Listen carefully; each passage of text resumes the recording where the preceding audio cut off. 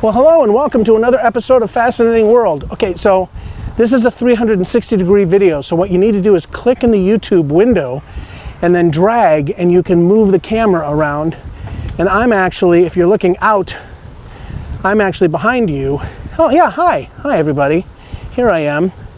So you just drag the camera around with your mouse, click in the YouTube window, and then you can drag the camera around and adjust your view. But today I'm in Wilmette, Illinois, the town that I grew up in when I was a wee lad, back from 1971 to 1979. So I lived here until I was 8. And one of the things that I remember is my mom had a Schwinn 10-speed with a kid's seat on the back, and we would ride this bike trail. And so anyway, I rented a bike, and now I'm out doing it again today. But this is great biking trails here. There's these little parks for kids to play in, and it's a fun little deal. So we're gonna, I don't know what we're gonna do here. It says the bike route's down that way, but we're gonna go this way because we're crazy. Bike route, see?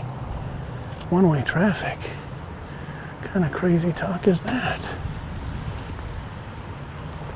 Okay, so we're riding at Kenilworth and Richmond.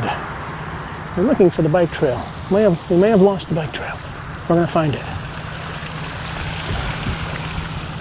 At the Kenilworth station. Oh, train coming in.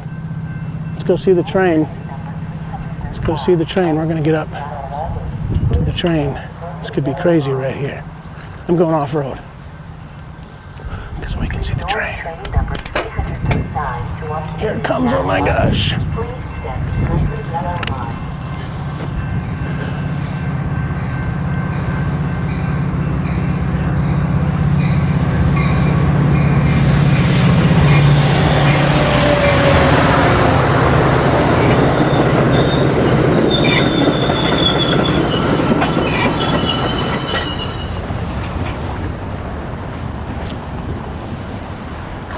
Okay, everyone. Well, welcome to Wilmette, Illinois. I was going to say the town that I grew up in, but I think it's not even big enough to be a town. I think it's a village. It takes a village, and I was grown in a village.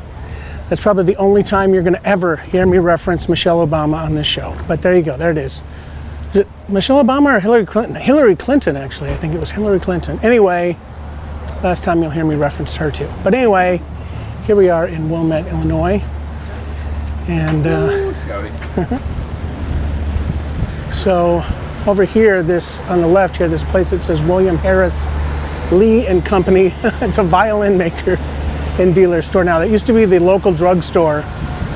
And when I was, up until I was 8 years old, I used to walk from our house, you'll see how far away that was, down here to the drugstore to get candy, specifically Gobstoppers. And so I'd walk from our house down to the grocery store with, 75 cents, because that's how much it was back in them days. I'd take my dinosaur and I'd ride it down the street. Anyway, so this is beautiful downtown Wilmette. Coming up here on the right is the place I went to preschool. This little, I don't know if it's a church or what it is, but they had a preschool program and I went to it right here. This is it. The First Congregational Church of Wilmette. Anyway, right here, that's where I went. And I was a wee lad. I'll probably pull up some pictures of wee lad Jeff to throw in here as B-roll. Up here on the corner, this church is actually sort of famous. If you ever saw the movie Home Alone, in the original movie, when he goes into the church and meets the old man that's shoveling snow that he's so afraid of, I gotta cross the street here.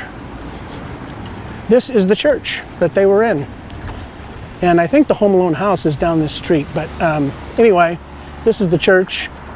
And Macaulay Culkin goes in there. And yeah, so that's that. This Cool church. Again, another place my friends and I would walk down and walk around. This church has a lot of really cool, like, little alcoves and little passageways and stuff, and it was open during the day, so you could sort of walk through it and stuff. And again, for whatever reason, they didn't care, so we got to do all that. But this alleyway here has, we always used to throw stuff down these little stairs here. There's these spooky stairs. I don't know if you can see them, but anyway, right down there, we'd play hide and seek and hide and stuff down there. Moving on with our tour. Still haven't gotten to my house yet, but it's coming up. It's coming up right down here. I hope you're enjoying this 360-degree tour. This is the latest in YouTuber technology. Now, if you have a VR headset and you haven't done it already, you can put on your VR headset and look up this video and watch the whole thing in VR. So instead of watching it in a window on YouTube, it basically feels like you're sort of sitting where I am on the bike, and you can just sort of look around. It's sort of cool. But if you're not that cutting edge, the YouTube window will have to do. Okay, coming up here on the right is the birthplace of one Jeffrey William Rogers. Actually, I wasn't born here. I was born in Chicago, but this is the house that I grew up in from about 1 year old until we moved to Michigan in 1979, so I was 8. But this little house, that house over there with the blue shutters, a friend of mine lived in that house, my friend Gavin, who I haven't seen since I moved from here. This house right here, 935. I don't know if there's 3 streets that all come into merge here, or maybe even more. But this was the house I grew up in, right here. And it looks very different now from the way it looked when I grew up in it. There was no fence. It was just a continuous lawn all the way up to the door, and there wasn't as much foliage as there is now. But pretty sure that window right above the door was the window to my bedroom. And one of the things I remember about Wilmette are these streets. So if you look down, you can see the brick streets. And this was sort of a hallmark of my upbringing here. Also, we have these alleyways, which we would always play in the alley, because that's where you play when you're a ruffian. And I was definitely a ruffian, but down there, that alley, I'll ride down there in a second. There was an old retired couple named the Webbers that lived here in this house on the right, and they always had a bowl full of candy in their pantry, and whenever you would ring the doorbell, they would come out and talk to you and give you candy. And that was back in the day when nobody thought that somebody might poison the candy or do something creepy. But anyway, this was their house, and they were sort of my adopted local grandparents. My other grandparents actually lived here in town too, but they were farther away. So grandparents on my street. Anyway, this is beautiful downtown Wilmette. I'm just going to go around the block here.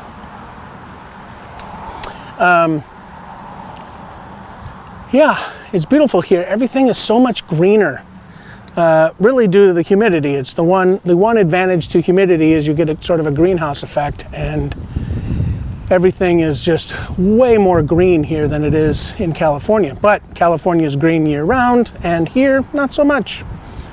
So trade-offs. But anyway, so this is where I grew up. And when I was, like I said, when I was a little kid, we would walk from the house. My friend Brian and I would walk from the house all the way back down into town there and go to the local drugstore, get candy, and then walk back. And before we were, 7 or 8 years old. So now I don't think parents would let you do that, but back then it was the thing.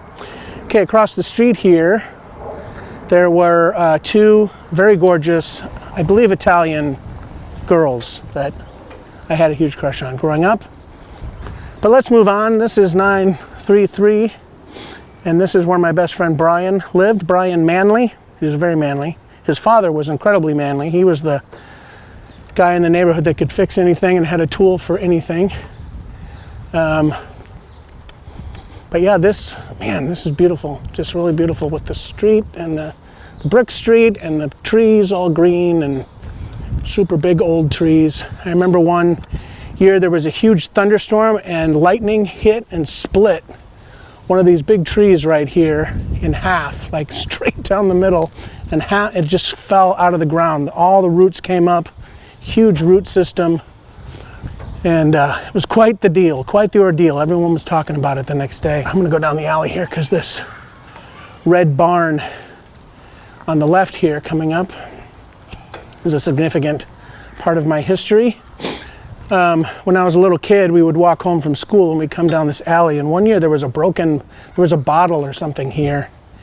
And for whatever reason, I got it in my head that it would be really cool to pick up this bottle and smash it against the side of this barn. And I don't know how I did it or what I did, but I either smashed it with I think I smashed it with my hand. That's what I did.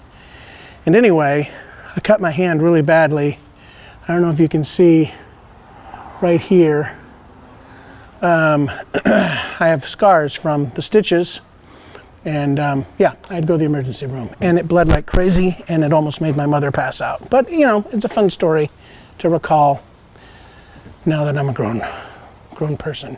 But this over here on the right is my elementary school that I went to until I was in the middle of the first grade, and then we moved to Michigan. So that's going to be have to be another video where I do this in Michigan. But I do remember this. Another thing, I think I used to walk home from here sometimes. So, another crazy thing that I don't think you would let your kids do today, but we did back then. I mean, it was only a couple of blocks. My house is actually just a couple of blocks that way. I'm going to go around the block here because where I actually was, that's the main, if you were looking to the right, that's the main school, like playground field kind of a deal. But they had a different one for the kindergarten / first grade. And you can only go one way down the street. So I am Groot. The truck says Groot, so I'm turning. All right. More brick streets, and then right here on the right, is it here? Yeah, this playground right here on the right with all these classrooms that lead out into it. I think you can probably see that, but anyway, this playground right here is for the smaller kids, which is what I was at the time. I was a smaller kid. Actually, I think I will get, it says no parking except for school buses. I am now illegal, but I'm not parked, so technically, it's still legal. Anyway, there's my school. Da, da, da, da. There it is. The Baha'i House of Prayer and Worship, which was built here in like the 1920s, I think, something like that.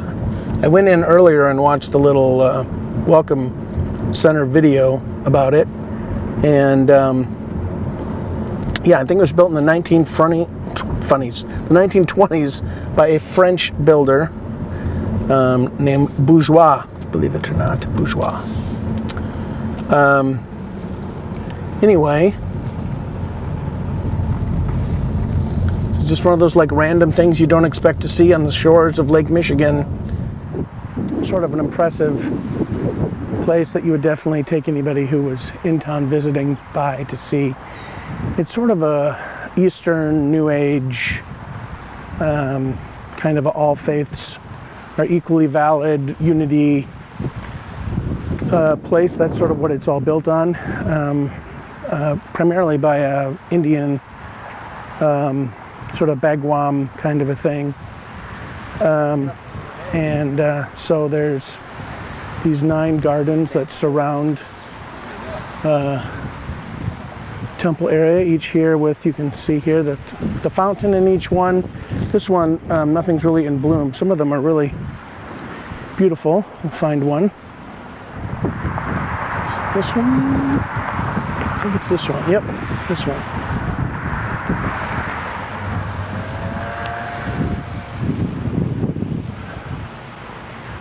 This one has all these plants that are in bloom, including a bunch of bumblebees that are flying around getting pollen. So we're going to go find one of them right now.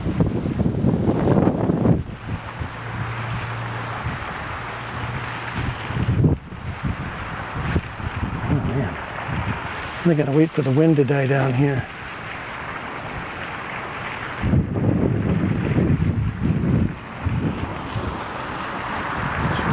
There we go. There's one. Look at this guy doing this thing.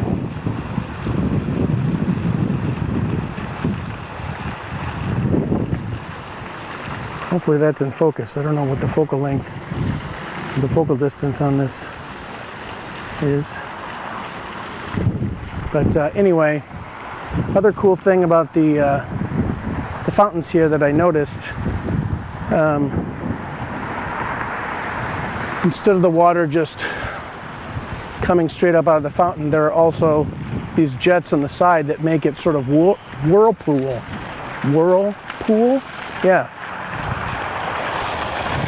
So you can see over here, the water sort of going in a clockwise motion, which is sort of cool. I've never seen that in a fountain before. Anyway, there it is, the Baha'i Temple of Wilmette. Well, hey there, everyone. So today I am at, so this is my alma mater, Wheaton College, that I went to from 1989 to 1993. Don't do the math. It's been open since 1860. I wasn't here during that time. To the right, you can see Billy Graham Hall. Billy Graham went here for a period of time, and he also spoke at my graduation in 1993, so that was cool. Anyway, there's a big museum over there. Maybe on Thursday or Friday, we'll go check that out, because that has some cool stuff in it. And then Blanchard Hall is up here. Hi. Well, the cornerstone says 1871, but there's a plaque on here that says 1853. So now I'm confused. But either way, that was put in the building 100 years before I was born. There we go, 1853, circa 1853, and then, oh, the additions were 1871 to 1927. Okay, so there you go. It is on the National Register of Historic Places. Very cool. Anyway, good times. We'll go over here to the little plaque that says Blanchard Hall, and it's Stop on the Underground Railroad.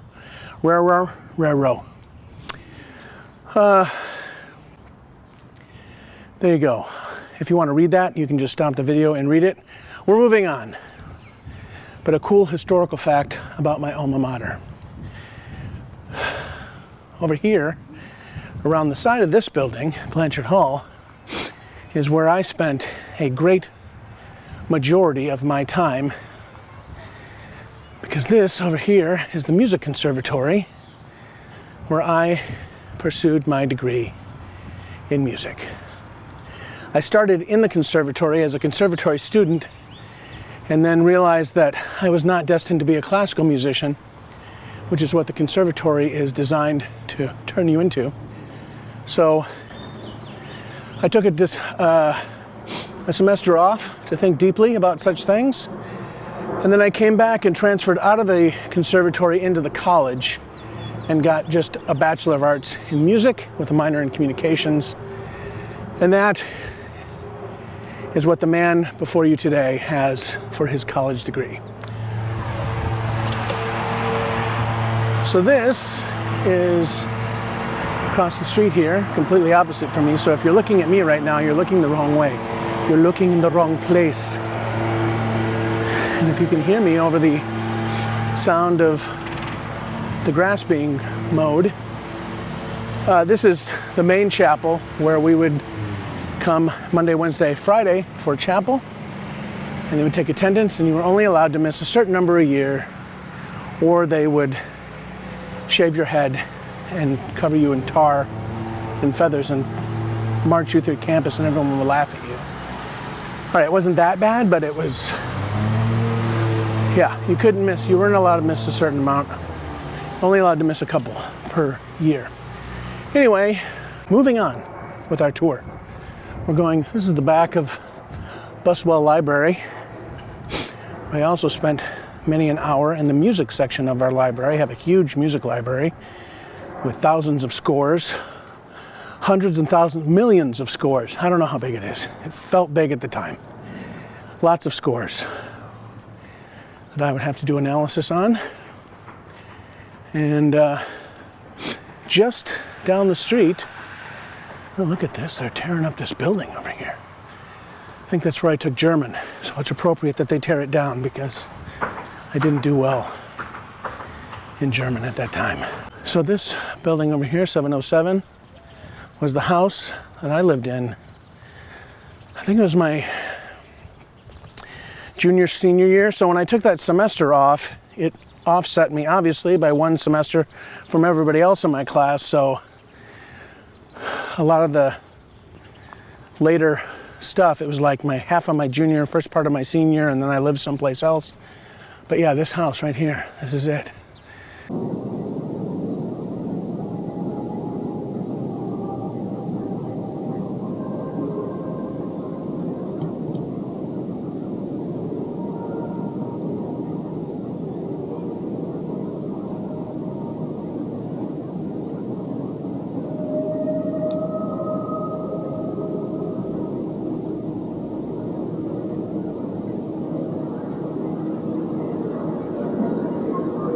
The year was 1776, and the 13 American colonies were in revolt against Great Britain, a hard-fought revolution which would lead eventually to America's independence.